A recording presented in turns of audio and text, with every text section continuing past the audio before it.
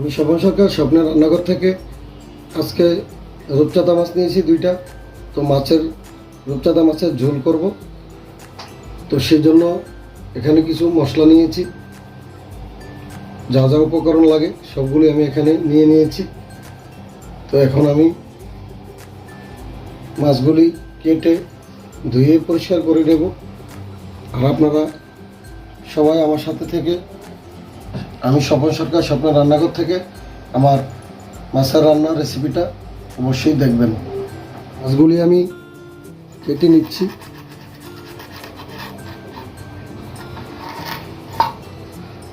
মাছগুলি আমি কেটে পরিষ্কার করে নিয়েছি। পেটের ভিতর থেকে ময়লাগুলি আমি ফেলে পরিষ্কার করেছি। এখন মাছগুলি আমি পিস করে নেব।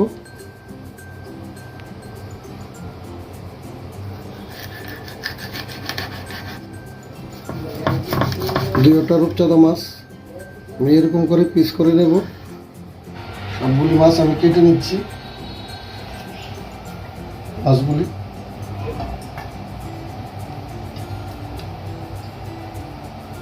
এখন কড়াইতে সামান্য পরিমাণ তেল দিয়ে দেব। পাতা, 2টা শুকনা মরিচ, 4টা এলাচ আর 3 টুকরা দারুচিনি, পেঁয়াজ কুচি সামান্য পরিমাণ। এটা হালকা লাল হয়ে গেছে। এখন আমি পেঁয়াজ বাটা দিয়ে দেব। 1 চামচ থেকে একটু বেশি বাটা রসুন দেবো 1 চামচ। দেবো আদা বাটা দেবো 1 চামচ। দিয়ে দেবো টমেটো কুচি অল্প পরিমাণ। এখানে হলুদ আধা চামচ, মরিচ 1 চামচ, জিরার গুঁড়া আধা চামচ আর ধনিয়ার গুঁড়া আধা চামচ নিয়েছি। এখন জল দিয়ে একটু গুলে নেব।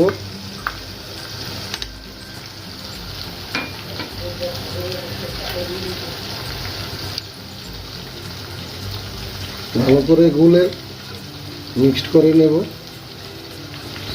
পরে হাতে হলুদ মরিচ গুলা এটা দিয়ে দিলাম। দিয়ে মশলাটাকে কিছুক্ষণ কষিয়ে নেব। দেব স্বাদ মতো লবণ 1 চামচ। দেব চিনি 1/2 চামচ। মশলাটা আমি কষিয়ে নিয়েছি। এখন সামান্য পরিমাণে জল দিয়ে দিলাম। দিয়ে দেব পোস্ত বাটা, কাজু বাদাম বাটা। এখানে আছে 2 চামচ দিয়ে দিলাম। কিছু পরিমাণ গুঁড়া দুধ,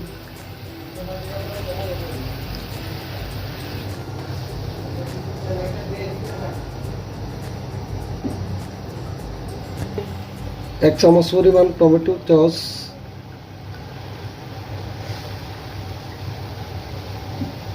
মাছগুলি আমি দিয়ে দিয়েছি। কিছুক্ষণ সময় রান্না করে নেব, 5-7 মিনিট।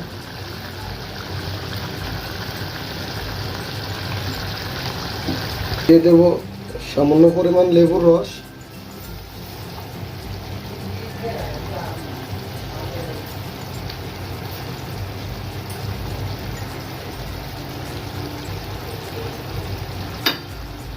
আর দিয়ে দেব ধনিয়া পাতা। রান্নাটা আমার শেষ পর্যায়ে, মাছগুলি হয়ে গেছে। ধনিয়া পাতা দিয়ে নামিয়ে নেব। মাছগুলি আমার হয়ে গিয়েছে, তো আমি এখন নামিয়ে নেব।